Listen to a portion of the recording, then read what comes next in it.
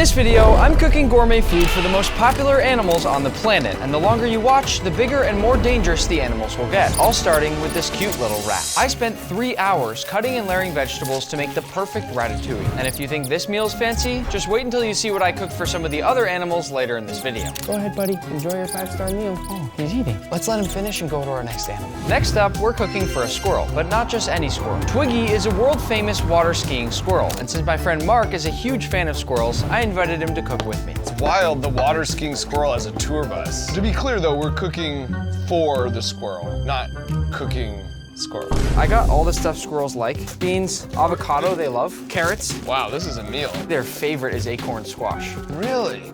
It feels like a sous chef-y thing to do would be to empty that. You think Twiggy's gonna mind I used my hands? Not if we make it look nice. So what we've got here is an acorn squash with a bunch of stuff in it. Twiggy, right here. Here's a little ramp. He gets it and then comes for protection. I've peeked. Mark, are you taking a selfie? Did you Sorry. ask first? No, I just did it. Which animal's next? Next up is a parrot named Einstein the Talking Parrot for obvious reasons. Morning. Now, Einstein, what do you want for lunch? Pizza. I know that sounds like a fake robotic voice, but this is Einstein's actual voice, and since his owners told me he also loves corn, we're gonna make him some corn pizza. What are you doing? I'm torching the corn. This will give some really nice flavor to your pizza. Einstein's used to seeing the center of the cob, so I'm gonna cut. Oh, it's fresh basil. I'm gonna cut nice rings from the corn on the cob to put in the center of our pizza. Oh, you're taking one? That's fine. Cutting it this way is sort of like Einstein's version of pepperoni. Is that good? Well, it's gonna be good. For the cheese, we have cheddar and provolone. Even when I make pizza for myself, I like using different blends of cheese because it makes it a whole lot more exciting. Einstein, you can't get full before the meal. Be quiet. The cheddar's been grated, so now I just gotta finish up the provolone. And then we'll toss it into a bowl so we can start rolling out our dough. Happy bird. To assemble the pizza, I'll flour my cutting board and stretch the dough to make a small parrot-sized crust. Then I'll top this with a sauce I made from bell peppers, sweet potatoes, and beet juice. And we'll finish by adding on our blend of 2 cheeses, Einstein, one more piece of cheese. as well as our corn pepperonis and a bit of fresh basil. And now it's ready to bake. Want to cook it? Yeah, I'm gonna cook it. Here it is, Einstein. What do you think? Yeah, cool. That's exactly right. Is that good? I haven't eaten any yet. For the finishing touch, I'm gonna top it off with some edible blue flowers, and then we just need to cut it. Whoa, he just tried to pick up my knife. I gotta be careful what I say around you. It's time to eat. Come on. There you go. Oh, yum. How is it? It looks like you like the crust better than the pizza. Most people aren't like that. You know what I like about the way that Einstein eats is that he goes kind of back and forth between the crust and the actual pizza. Why don't you take the rest of this to go? Bye-bye. We're moving on to cook for these cute little monkeys called capuchins, and they have the same digestive systems as us humans, which means I can make them a burger the exact same way that I'd make myself a burger. I'm gonna start by toasting off my buns while we come over here to prep our patties. I'll season these up with my Osmo signature steak seasoning. They're the best seasonings in the world, and if you won't take my word for it, just wait until you see how much the monkeys love it. Aside from the steak seasoning, we also have ones that are perfect for chicken, seafood, vegetables, and even a plain old salt. And you can find all of them on our website or at your local Walmart. So if you haven't tried them yet, make sure to go get some Osmo once you finish watching the video. By now, my buns should be nice and toasty, so I'll take these off the heat. And now into my pan with a bit of oil. And once that gets nice and hot, I will lay it down away from me. And I'll press it down since burgers always get so much smaller when they cook. I'll go for the flip. And then immediately add down that cheese and lid on. Once that cheese is nice and melted, we'll plate by going bottom bun, patty, a little bit of ketchup, a little mustard, 3 pickles, lettuce, tomato, and our top bun. Since there are 4 monkeys, I'm gonna cut this into 4 even pieces. We definitely don't want them fighting over the burger. I'm gonna put on my hat so they don't pull my hair. And then, let's bring in the monkeys. They're so cute. They're kind of just investigating the burger right now. They're being very curious. Hi. Hey. Oh, you wanna eat it on me? That's fine, yeah. Is the meat good? I just learned that at some restaurants, they won't eat the patties at all. They'll just throw them. And they're not throwing these, which must mean they love my seasoning on there. What are they doing to the camera?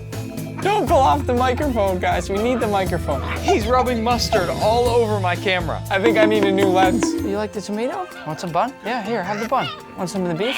Yeah, there you go. Everybody seems to like something completely different in this situation. This is how I like to eat, kind of like tapas style. And what's great is that a burger has so many different components, so I'm happy that you guys are all enjoying different parts of it. He loves the patties. Well, he dropped it. I have 3 younger brothers, and I feel like this is what we probably looked and sounded like when we were little kids eating. I think it's safe to say they liked it.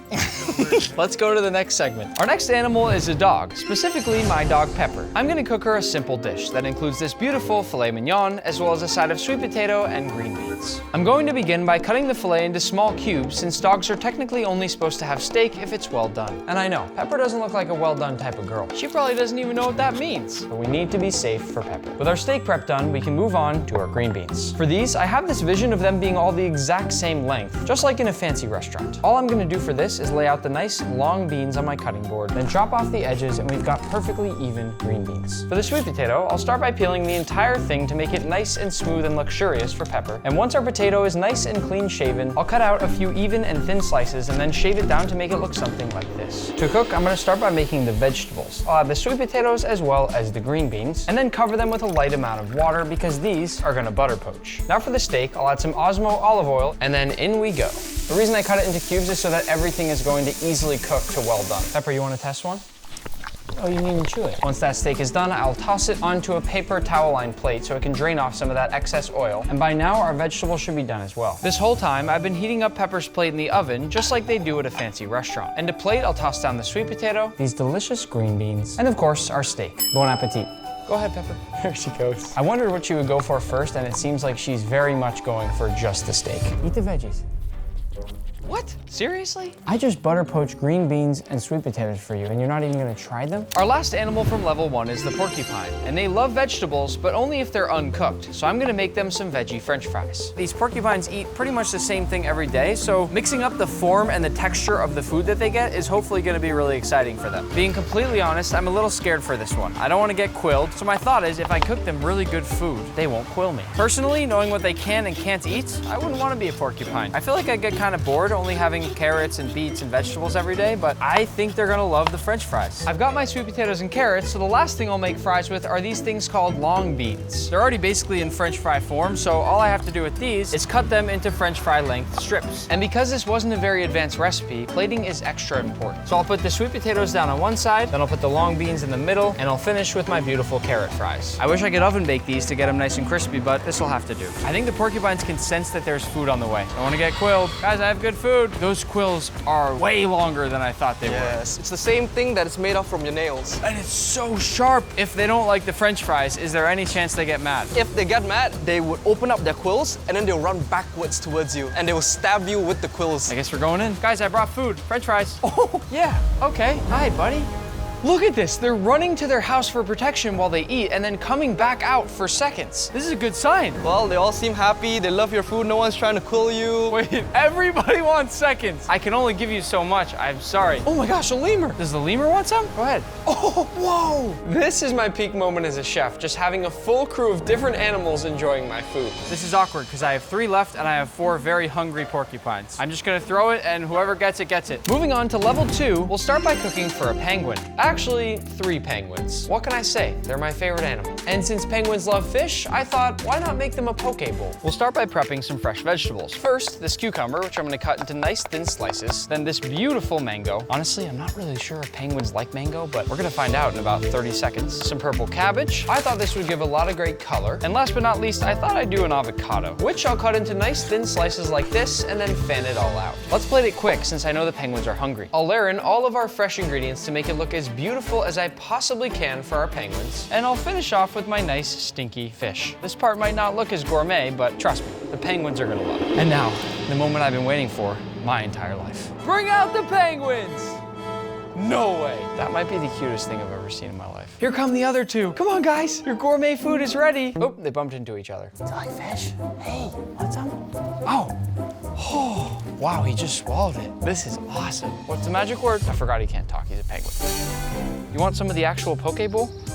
I feel like I just put in all this effort and he just didn't really appreciate it. Where are you going? I have more fish. Come on, guys. Oh, they're so fast. Come over here. They are just spilling my whole poke bowl. They do not want the poke bowl. They just want fish. Is anyone gonna try the poke bowl?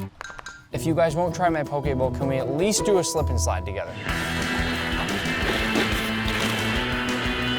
Whee! Next up, I'm cooking for a sloth, the slowest animal on the planet, and I'll be making some sloth-friendly spaghetti and meatballs. In front of me, I have some pre-steamed spaghetti squash, and the cool thing about spaghetti squash is that if you run a fork through it, it literally turns into spaghetti right in front of your eyes. These sloths get to eat squash all the time, but they don't normally get it in a fancy way like this. So I'm just hoping that they're as excited as I am. When I was a kid, my mom actually used to make spaghetti squash and then try to trick us into thinking it was pasta. And I have pretty good taste buds, so I never fell for it, but it looks pretty convincing. I'm gonna plate it just like I would any normal pasta. Twirled up and stacked high and tight in the center of my plate. And then for a quick sauce, I'll add a few tomatoes to a blender, then cover these up about halfway with water and blend. After a few seconds of blending, I'll pour the sauce right over the top of my spaghetti, and then with this cooked and peeled sweet potato, I'm gonna make a few meatballs. 1, 2, and 3. These right here are called two-toed sloths. As you can see, they're moving quite slow. Question is, are they gonna like my acorn squash spaghetti? Want a meatball? Oh, yummy. What's he doing? Hey buddy, you gonna eat the meatball or are you just waiting? Is he gonna keep eating it or is he just gonna wait and decide if he likes it? He hasn't done anything with it for like 15, 20 seconds. Wow, they really are slow. Maybe 40 seconds now. He hasn't even moved his mouth, but he's holding the meatball, leaving me in suspense, I guess. I've never been more confused with someone eating my food. You want tomato with the little spaghetti instead?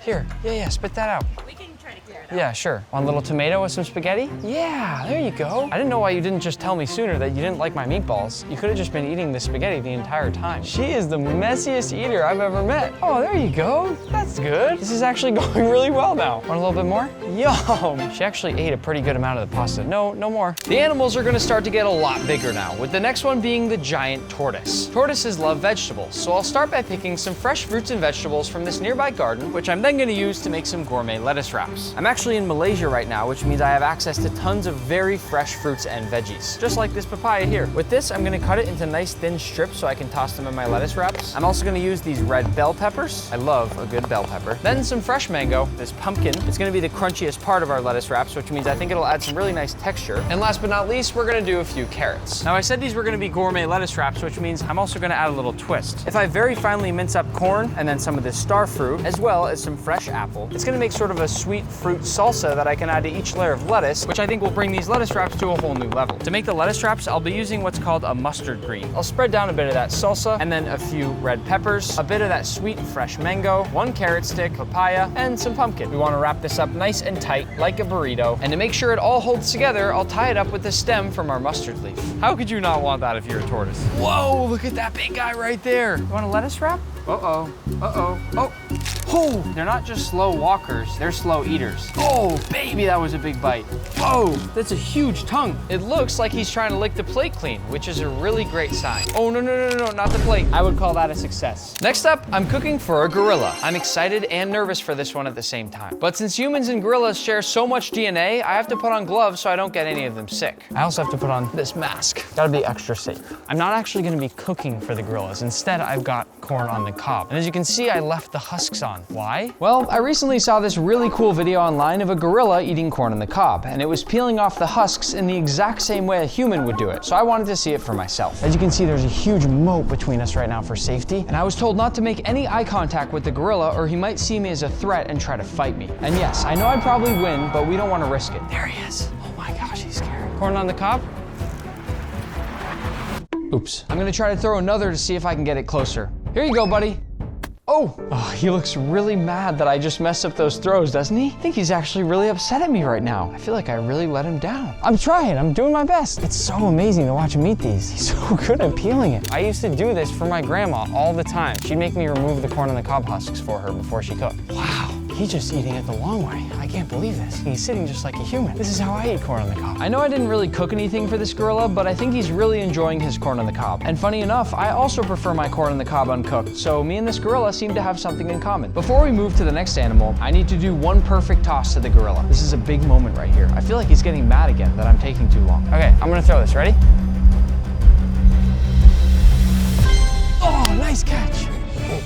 Moving on to level 3, we're cooking for a bear. And the coolest thing about this bear is that he and I have the exact same favorite food, rotisserie chicken. I'm gonna keep this chicken nice and simple, and I'll tell you why. Sometimes you gotta just let the seasoning do all the work, especially when there's a hungry bear involved. I'll start by coating the entire bird in some nice olive oil, and that'll give the whole bird a nice massage, making sure to cover every nook and cranny with that oil. Once he's all oiled up, I'm gonna use some of my Osmo chicken seasoning. Look at me on there, look how happy I am. That's gonna be the bear in a few seconds. I hope the bear will appreciate the effort that I'm putting into making this this chicken delicious right now, but at the same time, like I said, I'm gonna let the seasoning do basically all the work here. I didn't wanna make just any boring chicken, so I actually bought an entire rotisserie oven because I wanna make sure our bear has a good time.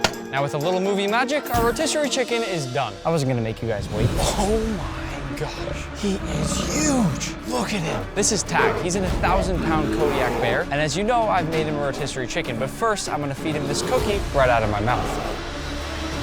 Oh, I just kissed a bear. Here's your chicken. Wow, he's eating the chicken, just bone and everything. You hear the crunches? I've never seen someone eat a rotisserie chicken like this. Tag, do you like the skin? The skin's always my favorite part on a rotisserie chicken. I think he's just gonna eat the entire carcass of the chicken. Oh my gosh. Believe it or not, chicken is the only meat that Tag likes. He doesn't eat steak, he doesn't eat fish, but he loves chicken. And I think I made him a good one. What is he doing? Oh, uh-oh, what's going on? Oh, that plate's gone. Oh, he's licking the table now. I want to ask Tag one last question before I go to the next animal. Did you love my Osmo chicken seasoning? Be honest. Yeah, that's right. You're the coolest bear ever. As if a bear wasn't big enough, we're cooking next for a hippo, and I'll be making a fancy fruit salad. I'm sure some of you have seen these videos online of hippos crunching down on things like pumpkins or watermelons, and they're some of the most satisfying videos I've ever seen. So I'm gonna make this fruit salad inside a watermelon basket. What I'm doing at the start here is making the handle for the basket, and the goal now is to basically carve out and remove all this watermelon so we have something that can hold this fruit salad. I'm now going to basically trace the part that I want to take out, and then we'll just empty the whole thing out. I'm gonna purposely leave some of the watermelon inside the bottom here, just so there's a bit of extra crunch for our hippo. Now with this large chunk that I carved out, I'm gonna scoop a few nice pieces of watermelon, then I'm also gonna carve up some honeydew melon, same thing into nice big chunks. Grab some lettuce, a few apple slices, some carrots. I've even got a couple of nice fresh beets, a few slices of banana, a little bit of sweet potato in there. Voila, a fancy fruit salad fit for a hippo. Here she comes. She may look nice, but don't let that cute face fool you. Hippos are one of the most dangerous animals on the planet, although in just a few moments, things are about to get a lot more dangerous than this. We only have one shot at this, so I'm gonna hand this off to the pros. Ready? Here we go. Oh my gosh. No. I think the watermelon must have been a little too slippery and it flew right out of her mouth. I can't believe that just happened. I'm gonna make another watermelon. Attempt number 2. Oh, that was the craziest crunch sound I've ever heard. She should start an ASMR channel. I think she really likes it. If you listen carefully, she's doing this sort of slurping sound. She's literally slurping up the extra watermelon juice from the ground. Another piece? There you go. That was really fun. Is that her breath? Yeah. Oh my gosh, it's horrible. Our last animal before moving to level 4 is the giraffe. And since they love kale, I'm gonna make these giraffes a gourmet kale salad. One tricky part about making this is that normally when you make a kale salad, you wanna basically give the kale a huge salt bath to get it nice and tender. But since we can't add any extra salt to the giraffe, I'm just gonna give it a little massage with water and hope that does the trick. In addition to breaking it down, this is also gonna hydrate the kale, hopefully giving the giraffes a more tender bite. I'm also gonna chop up the zucchini into the bowl with these, and then same thing with my cucumber. Our last vegetable will be this green pepper. And with these, I'm actually just gonna give a rough chop. And once this is in our bowl, I'll mix this up just a little bit more, and then time for the dressing. I'm gonna make a simple carrot and tomato dressing. First with some soft cooked carrots, and then a tomato that's been lightly cooked as well. To finish this off, I'll cover it with water and blend. To plate the salad, I'm gonna keep it simple. I'll add in my kale and different vegetables, then go over it with my carrot dressing, maybe a few more veggies on top just to make it look nicer. And lastly, a few hibiscus leaves for a nice pop of color. Have some salad. Yum. This is crazy. Look how long the tongue is. The tongue on the giraffe is dark blue like that so they don't get sunburned while they're out eating all day. I will be honest here, the giraffes don't love my salad. They like regular romaine lettuce. I think it might be the dressing. Oh, you want my salad? A little bit.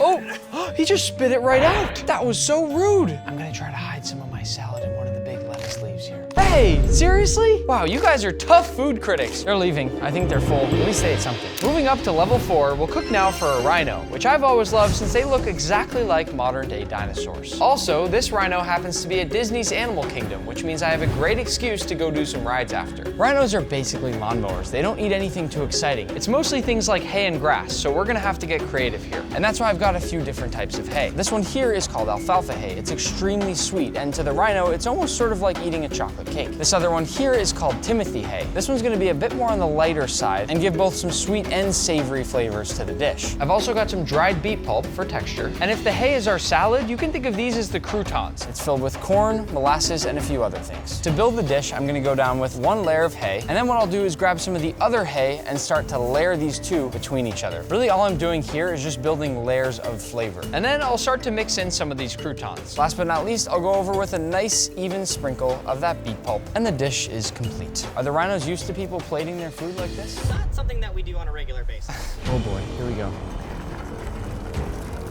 Oh baby, that is a big rhino. I cannot believe this rhino can run at 35 miles per hour. How is that even possible? All right, let's see how quickly she finds the food. My guess here, based on how fast she's eating this, is it's gonna take about a minute and a half. And now part of me is wishing I made her more food, but she seems like she's happy. I can actually hear all the little crunches coming from those pellets. I'm hoping she's enjoying that texture that we added in there for her. I'm gonna feed her just a little bit more. Yum. She's letting me pet her a little bit now, which I hope is a sign that she liked the food. She feels exactly like a hairy basketball. Most people, when I feed them, don't let me pet them. Getting even bigger now, we're off to cook for an elephant in the jungle of Thailand. In front of me are some very fresh fruits and vegetables. We also have some beautiful rice, as well as this nice outdoor cook station where we're gonna make them some rice balls. We'll start by prepping the rice. This will cook in the background while I'm cutting my veggies. And while that cooks, I'm gonna begin by chopping up a few carrots. We're gonna wanna chop these up into nice rings. And all of this is gonna be boiled because I'm at what's called an elephant sanctuary. All the elephants here have been rescued and don't have great teeth, so their food needs to be nice and soft. Once my carrots are chopped, I'll move on to my pumpkin. The first step here will be to remove the core. Once they're hollowed out, I'm gonna slice them into nice wedges. To get some sweetness, I'm also gonna use a few bananas. Wait, is this a double banana? I've never seen a double banana my whole life. But I can't get distracted. The elephants are hungry. Once all our veggies are prepped, I'm gonna steam them. And once everything's ready, I'll dump in my rice, along with my steamed pumpkin, some steamed carrots, and my peeled bananas. And now we mash it all up. The goal being to get it into a nice smooth mixture to make our rice balls. It smells so good. Once the mixture is nice and even, the final step is simple. Shape it into nice big balls and then set it aside. I got the boots, I got the balls, let's go feed an elephant. Look at the scale of how small I am next to this beautiful elephant. For reference, this elephant here weighs over 15,000 times the size of the rat you saw earlier in this video. Hi, buddy. Here you go. Here you go, buddy. He doesn't even chew. He just swallows it. What I am so shocked by is how quickly they eat it. Swallows in one gulp and reaches out for more every time. He loves these. He's already eaten 2. And these elephants will eat for 16 hours every single day. That's how much food they need. Only a few more left. Take your time with these ones. There's no rush. I'm not going anywhere until you're finished, I promise. Last rice ball, eat this one slowly, please. Slowly, slowly. Chew it, enjoy the flavors. I took a lot of time to make this. You didn't listen, you swallowed it whole. Bye. Oh, he waved. For our final stop, I flew all the way to Iceland in search of the biggest animal on the planet, the blue whale. For scale, if we combine the weight of every single animal we've already fed in this video, it would still only make up about 7% of the weight of one of these whales. But even though I bought the most expensive plankton in the world and tossed it out to sea, we never found a whale. So after 3 hours of searching, I decided to go cook for a lion instead. I think we can all agree it's a lot cooler than a whale. For our lion, we're gonna be cooking this beautiful Australian Wagyu tomahawk. I had my meat dealer cut it thicker than you normally get with this kind of steak. And we're gonna cook it over charcoal. To begin, I'll fill my chimney with some charcoal, and then we'll light it up. This lion is lucky. Not only does he have an incredibly well-marbled piece of meat, but it's also gonna be seasoned with the best seasoning in the world, my Osmo signature steak rub. And I'm gonna make sure to really coat this piece of meat for our lion. Once our charcoal's ready, I'll set up my grill and let this come up to temp for just a few minutes. This lion likes his steak very rare, almost raw. So for that reason, I'm not gonna cook this tomahawk very much. The goal here is to get a nice light sear. All I want are a few grill marks and nothing more. Once I've quickly hit the first side, I'll flip it over, and same thing on the second. You might call that bit of char there burnt. I call it flavor. Let's hope our lion agrees. Once our steak is done, I'll bring it over here to carve it. We don't want our lion to hurt his teeth on this when he goes to bite it, so even though I think he'd love this giant tomahawk bone, which as you can see is huge and looks absolutely delicious, we're gonna cut our tomahawk into nice big slices for him to eat. To plate it, I'm gonna keep it simple. All he wants is a big giant plate of meat, and that's what I'm gonna give him. I'm terrified, but let's go feed him. This might sound crazy, but I'm about 100 times more scared to feed this lion than I ever was cooking for Gordon Ramsay during my time at MasterChef. Nobody move. There is nothing between us and this lion right now.